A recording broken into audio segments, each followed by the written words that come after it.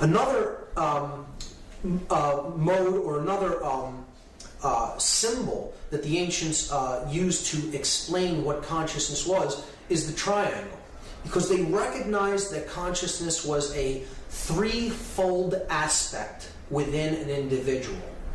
Basically, an individual expresses their consciousness in three basic ways, and all other ways that they express themselves are offshoots or variants of these three basic modalities of consciousness.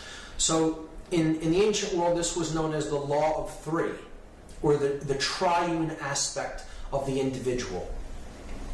And here's what they are: our thoughts, our emotions, and our actions. See, our thoughts are the creator of our experience. Everything that exists has to first exist as a thought to come into manifestation. So our thoughts can be seen as the creator God, the creator of our experience. So I have it labeled here, the Father of the Trinity of thought, emotion, and action. And thoughts arise from what we call mind.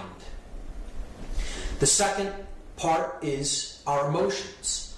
This is the yin aspect of consciousness. Okay, so the thoughts are the holistic quality. It's the essence. Emotions are the yin aspect. This is the feminine aspect of consciousness. This is the spirit in which we do things, our emotions. So this is the sacred feminine, or the mother of the Trinity, the Holy Spirit, if you will. Okay? This is the internalized expression of our consciousness, how we feel. And then there's the male aspect, what we do. So we have a thought, we feel a certain way about it, and then we take action in the world in relation to our thoughts and emotions. So our actions are the third aspect of our consciousness. And we perform actions with the body. And since it's a male principle, this is the yang energy, it's considered the offspring of our thoughts and our emotions. So it is the child of the father and the mother. And it's a male principle, so it's a male child, the son. So this could be seen as the divine child of the Trinity.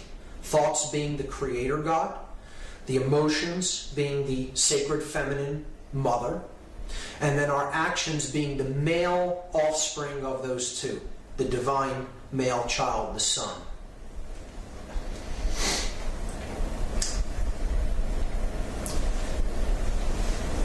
So the next part of the presentation is going to deal with how consciousness manifests itself through our physiology and the structure of the human brain, because it's extremely important to understand the structure of the brain and how the different complexes within the brain function if we're going to understand what's really going on within us. So this is a schematic diagram of the human brain, and it shows that the brain is basically broken down into three subcomplexes.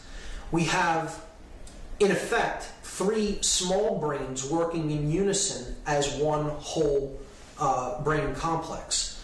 And the three complexes within the brain are the R complex, or the reptile brain. You see it here at the bottom, and it is basically the brainstem and the cerebellum, the dark part right behind the brainstem, right here, the cerebellum, and this is the brainstem. So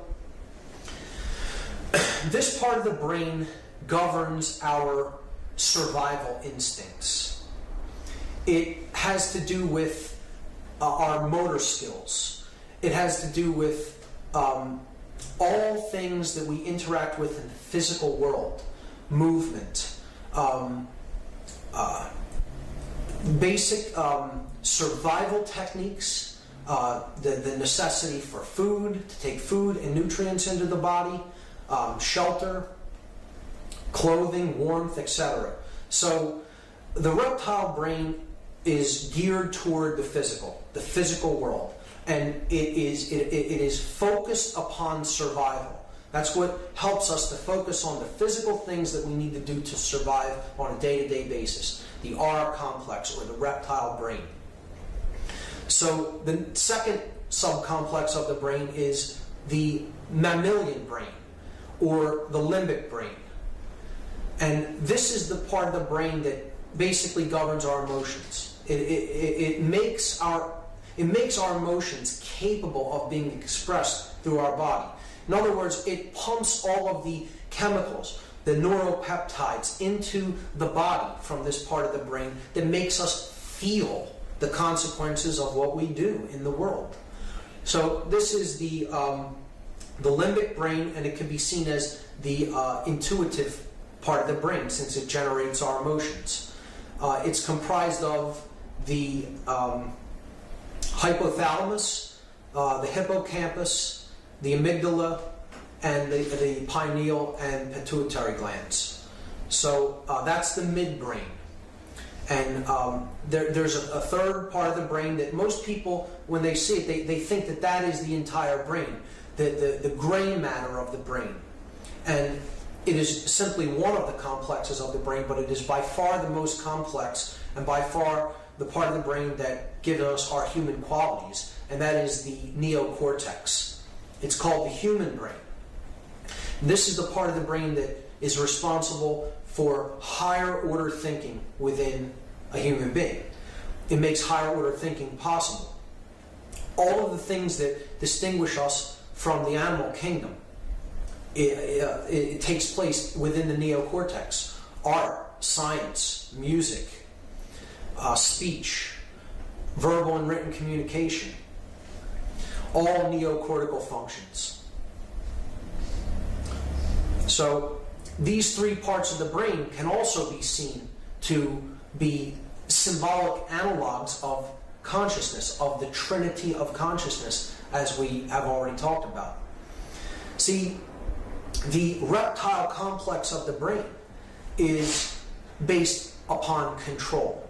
It's the part of the brain that makes us want to control our environment so that we survive.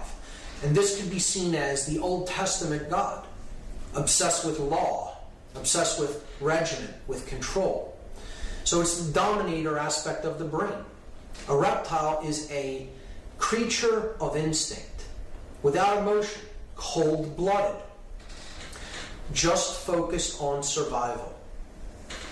The sacred feminine part of the brain, what I correlate to the Holy Spirit, is the midbrain, the limbic system, the limbic brain, the mammal brain. So it is what generates our emotions, the spirit in which we do things. So that's the feminine aspect of the brain complex. And then the most important part of the brain, by far, is the neocortex, because that's where all of our human qualities are really derived out of the activity that takes place within this part of the brain. Without the neocortex, we wouldn't be able to do any of the things that make us human. So this can be seen as the light, the thing that truly separates us from the animal kingdom. And it is the son, the divine child. It's the product of these other two brains, with the reptile complex being the father, the limbic system being the mother, and then they bear the divine child, the neocortex, the light of the world, so to speak, because the prefrontal neocortex was known as the third eye, and by the ancients. And this is the part of the brain that is responsible for our highest order thinking, and it's the seat of higher consciousness in the physiology. So these three parts of the brain, the triune brain, as it's called in the scientific world, is a symbolic analog to the aspects of consciousness and the types of energy that we talked about when we talked about the Tao. So absolutely important to understand how these components function and what happens if they become imbalanced, which we'll talk about later in the presentation. Now, to understand that, we have to understand that the neocortex itself is bilaterally symmetrical. It's divided down the middle. It's in two distinct parts, two distinct halves, and they're called brain hemispheres. So there's a left hemisphere and a right hemisphere, and they govern different functions of an individual. So the left brain of an individual governs things like logic, analytical thought processes, verbal communication, our language, mathematics and science. Okay, anything that requires analysis and logic. Okay, so it's the masculine side of the brain. Hard facts, hard figures, physical worldliness, reason. Okay, the right brain functions entirely differently. It's more holistic. It governs holistic thoughts, spiritual thought. It is intuitive. It's where our intuition is derived from. It's the creative center of the individual. So artistic capability is derived from this part of the brain. All kinds of creativity, music, etc., art, comes from this part of the brain. So it's the feminine aspect of the brain. So you have a male side of the brain and you have a female side of the brain. And it isn't that one is better than the other. It's that they need to be balanced, just like the yin and yang energies. They need to be balanced to come to a state of wholeness, of working in unison with each other, and equilibrium. And that's a truly ordered individual, a person who really is truly awake in consciousness, has a balanced brain. They're using both brain hemispheres in conjunction with each other. When that is done, the prefrontal neocortex that governs the highest order thinking within the individual really comes online. And that's kind of the opening of the third eye, so to speak. And that only happens when these two brain hemispheres come into coherence with each other. And a little bit later, I'm going to talk about what happens if these brain hemispheres are radically out of balance with each other. What happens if one side really is dominating the other, and there's very little activity taking place in one hemisphere of the brain, but a whole lot on the other. And not too unpleasant things begin to occur. Things that aren't too good in our experience begin to happen when the brain is in significant states of imbalance. So I'll be talking about that later. Again, the left brain is the yang energy, the right brain is the yin energy in correlation to Taoism. So the symbols for these, which will become important as we go forward and talk about symbology, are the upward pointing triangle. In the ancient world, the upward pointing triangle seen here was known as the blade. This is a symbol representing male energy, or yang energy. It's a rudimentary phallic symbol. It's an upward pointing triangle. It's like the tip of a spear, okay? Or it's, like I said, a rudimentary phallic symbol.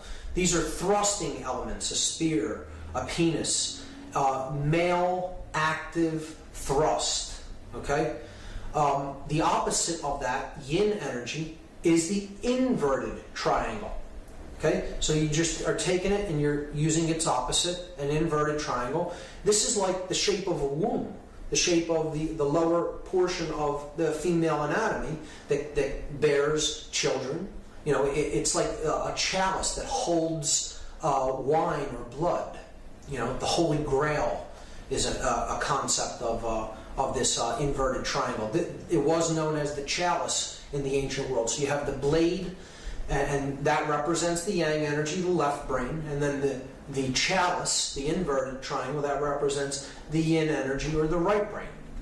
So keep those symbols in mind and how they correlate to consciousness and how they correlate to the brain as we go forward, because we will be seeing them again.